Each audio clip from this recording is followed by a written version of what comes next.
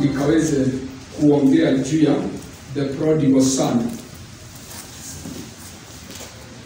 yule mwana mpotevu.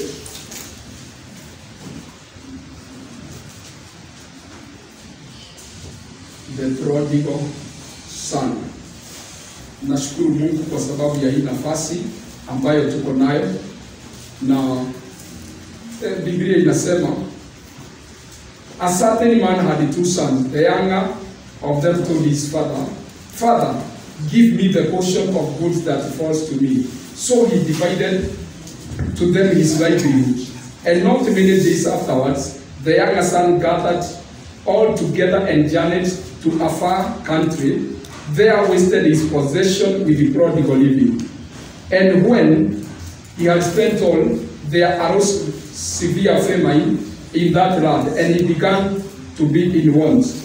And he went and joined himself to citizens of that country, and sent him into his fields of to feed soil. And he would gladly have filled his stomach with the pods that the swine ate, and no one gave him anything. But when he came to himself, he said, "How many of my father's hired servants have bread enough to spare, and I perish with hunger? I will arise and go to my father, and will say to him, Father, I have sinned against heaven and before you. I am no longer worthy to be called your son. Make me like one of your hired servants." And he arose and came to his father. But when he was still a great way off, his father saw him, and had compassion, and ran and fell on his neck and kissed him. And the son said to him, "Father, I have sinned against heaven and in your sight. I am no longer worthy to be called your son." But the father said to his servant, "Bring out the best robe and put it on him, and put a ring on his hand and the sandals on his feet. Bring the fattened calf here and kill it, and let us be merry. For this son was dead and is alive again, was lost and is found." And they began to be merry. Praise the Lord. Bwana Yesu asifiwe. Adhuhuri njema ya leo, ninapoileta hili neno kwa muda mchache sana, nataka nikaweze kukuambia ya kwamba Biblia inatuonyesha juu ya huyu kijana ambaye anaitwa kijana mpotevu. Na Bible inasema ya kwamba alienda kwa baba yake na akamwambia ya kwamba, "Baba, ningetaka ukaweze kunipatia urithi wangu, ama zile vitu ambazo zinahusiana nami." Na baba yake akampatia. Bible inasema ya kwamba muda ambao si mrefu kutoka hapo, akakusanya vitu zake akauza, na akaenda kuponda raha kwa nchi ya mbali. Na alipokula hizo pesa, ama alipoponda raha akaweza kumaliza, Biblia inasema ya kwamba immediately kukawa na njaa katika hilo taifa, na ikawa ya kwamba hakuwa na chochote ambacho angefanya. Akaenda kwa mtu akapatiwa kazi ya kuchunga nguruwe ama kulisha nguruwe. Na Biblia inasema ya kwamba ile chakula nguruwe walikuwa wanakula, alikuwa anasikia kuikula. Hakuna mtu alishughulika naye. Na Bible inasema ya kwamba alipojirudia, maandiko inasema kwa Kiingereza, when he came to himself, akasema ya kwamba hapa mimi ninateseka, na kule nyumbani watu wetu ama watumishi wa baba yangu wanakula na wanakunywa. Akasema sasa ninajua vile nitafanya. Nitaenda nyumbani na niende nimkute baba, nikaweze kunyenyekea mbele zake, nimwambie, "Baba, nimekosa mbinguni na nimekukosea wewe mwenyewe." Akasema, "Nipokee tu na unifanye mmoja wa watumwa wako." Bible inasema ya kwamba wakati alipojirudia na akaamua nitafanya hivyo, aliporudi nyumbani na akaenda kuambia baba yake ya kwamba nimekukosea, na akasema ya kwamba nimekosa mbinguni na nikakukosea, Biblia inasema ya kwamba baba yake hata hakushughulika na hayo, akasema kuletwe wale ng'ombe ambao ama kuletwe ndama ambaye amenona vizuri, akasema apatiwe manguo mazuri, akaweza kubadilishwa kutoka hapo na akaingia nyumbani kukawa na karamu. Baba yake akasema ya kwamba nitafanya hivyo kwa sababu huyu mtoto wangu alikuwa amepotea na amepatikana, alikuwa amekufa na sasa amefufuka. Praise the Lord. Amen. Nataka nikaweze kuongea na watu wa Mungu neno ambalo linaitwa the power of forgiveness, ama kusamehewa dhambi. Mtu ambaye amesamehewa dhambi amebarikiwa. Maandiko inasema ya kwamba huyu kijana wakati alitisha urithi wake na akauza akaenda kuponda raha, hakujua ya kwamba anafanya dhambi. Lakini wakati alipoponda raha na akaenda baadaye mali yake ikaisha, alianza kuteseka. Nataka nikuambie mtu wa Mungu ya kwamba every time a man or a woman sins, afterwards mtu huanza kuteseka, na maandiko inasema ya kwamba alianza kukosa chakula, akaanza kukosa kukaa mahali pazuri, mateso ikaingia katika maisha yake kwa sababu ya dhambi. Watu wa Mungu, nataka tukajue ya kwamba ni vizuri watu wa Mungu watambue ya kwamba when we sin we start getting punishment, ama huwa tunaanza kuteseka kwa sababu ya dhambi. Na Bible inasema ya kwamba huyu kijana aliteseka mpaka anakosa chakula, anakosa kila kitu, hakuna mtu alimshughulikia kwa sababu aliyakata uhusiano wake na baba yake. Na maandiko inasema ya kwamba nashukuru kwa sababu ya hatua ile kijana huyu alichukua. Alipoona anateseka hivyo, akafanya kama Daudi, akasema ya kwamba sitaficha dhambi zangu, kwa sababu wakati ninazificha ni mateso tu ninapitia. Maandiko inasema ya kwamba akapanga vizuri, akasema nitaenda kwa baba na nimwambie, Baba, nimekosa juu mbinguni na nikakukosea.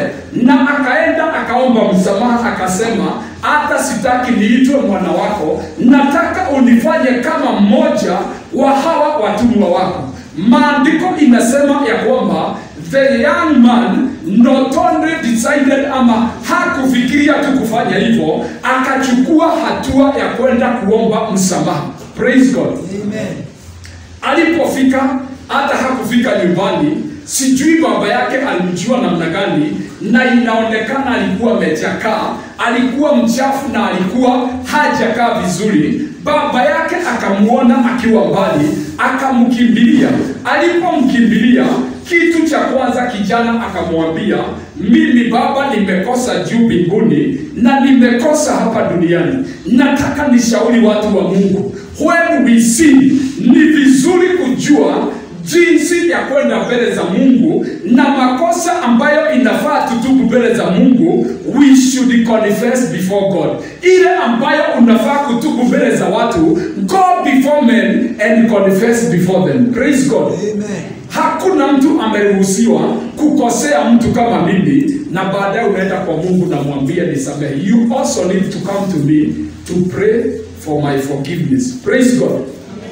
Kwa hivyo, that is the right formula ya kutafuta msamaha. Omba msamaha juu mbinguni, omba msamaha kwa yule ambaye umekosea, so that you may be reconciled. Hauwezi enda mbele za Mungu peke yake na useme kwa sababu nimeomba Mungu anisamehe, huyo sitamuomba. Hiyo msamaha haijakuwa complete. Kwa hivyo, when you want to be forgiven, go before God and go before men. Kama umekosea bwana yako, kama umekosea bibi yako, kama umekosea mzazi wako, kama umekosea watoto wako, nataka nikuambie ya kwamba let pride not to defraud you from going to them and telling them forgive me. Praise the Lord. Bible inasema ya kwamba huyu kijana alipoenda na akatubu, baba tayari alikuwa anamgojea, akawa amemsamehe. Na kutoka hapo tunaona ya kwamba aliposamehewa, kitu cha kwanza akaanza kuvalishwa manguo mazuri. Nataka watu wa Mungu tukaone what forgiveness can bring to your life. Kijana alikuwa amekuja akiwa mchafu, lakini msamaha umefanya avalishwe nguo nzuri, umefanya awekwe pete, avalishwe viatu mzuri kwa sababu amesamehewa.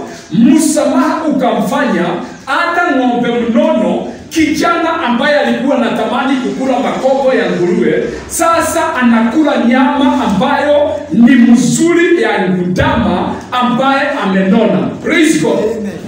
That is called the power and blessedness of being forgiven. Amen. Na ninaomba kwa jina la Yesu, atakaye chukua hiyo hatua, may you receive such treatment in Jesus name. Amen. Praise the Lord. Amen. Biblia inasema ya kwamba kijana baada ya kufanywa hayo yote, hivi ndivyo baba yake alisema. Akasema ya kwamba nataka tukaweze kufurahia kwa sababu huyu mtoto wangu, akasema ya kwamba alikuwa amekufa na sasa amefufuka. Maandiko inasema ya kwamba, akasema ya kwamba this my son was dead and is alive. He was lost and is found. Praise God. Amen. Dhambi zilikuwa zimemfanya mtu amekufa. Dhambi zilikuwa zimemfanya mtu amepotea. Na nilisema pale mwanzo ya kwamba dhambi zilifanya Adam apotee kwa Mungu. Dhambi hufanya watu wapoteane.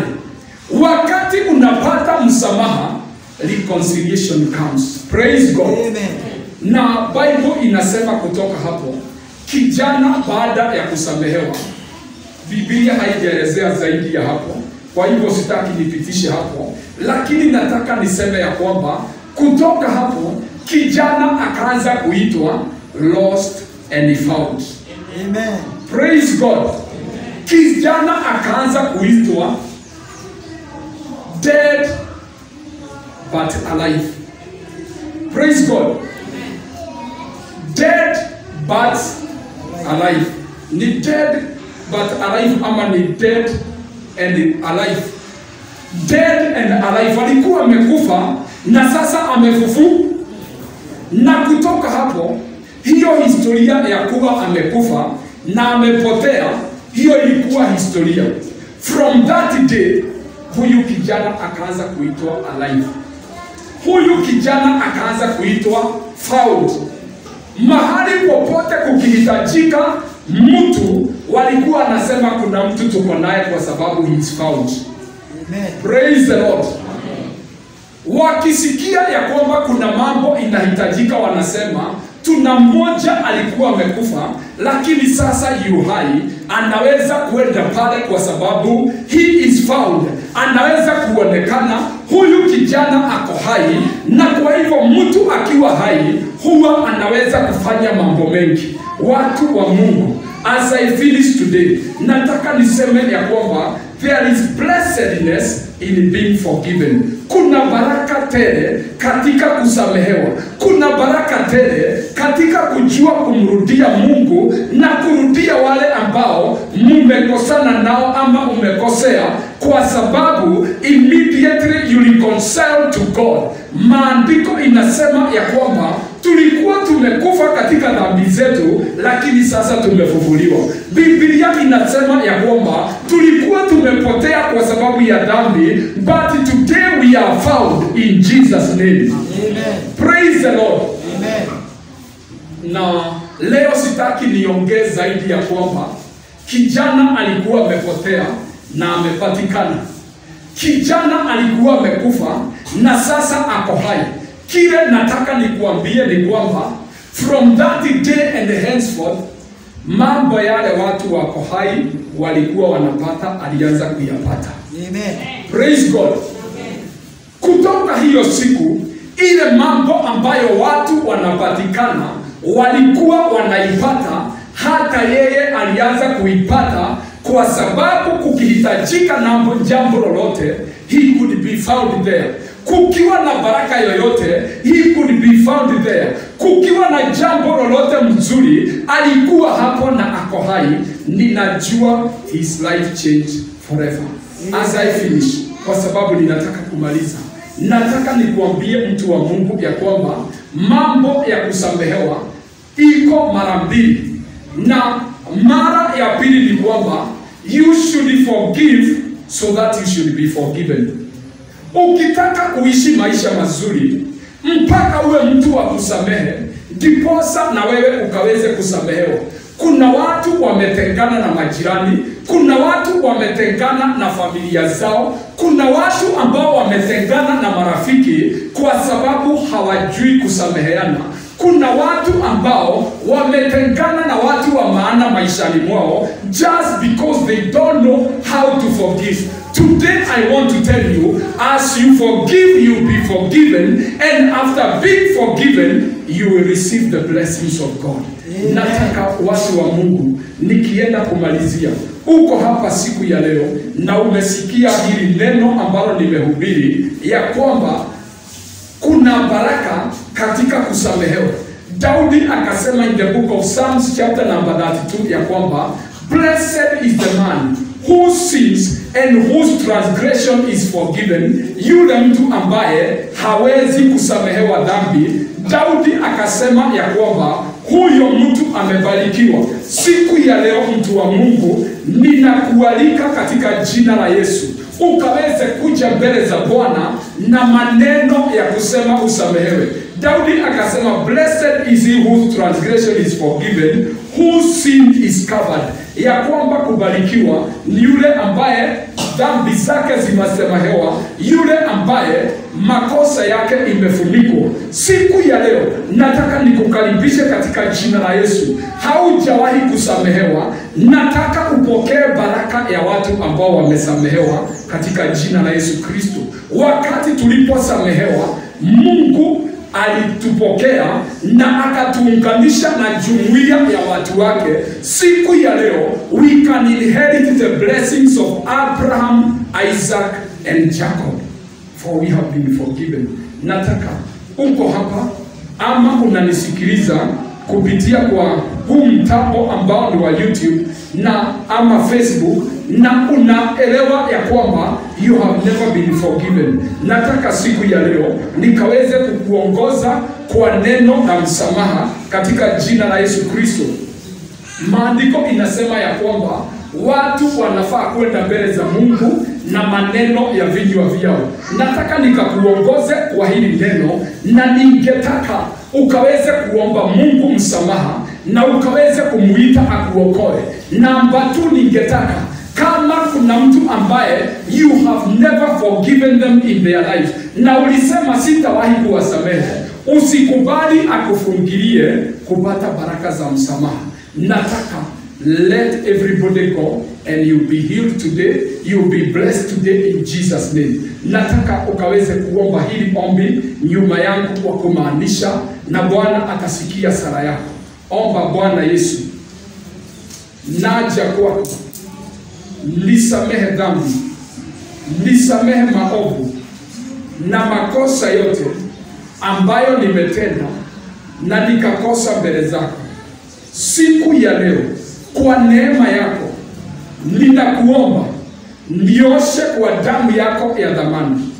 Baba Mungu, na kuamini katika jina la Yesu, jina langu ukalifute kutoka kwa kitabu cha mauti, ukaniandike kwa kitabu cha uzima wa milele.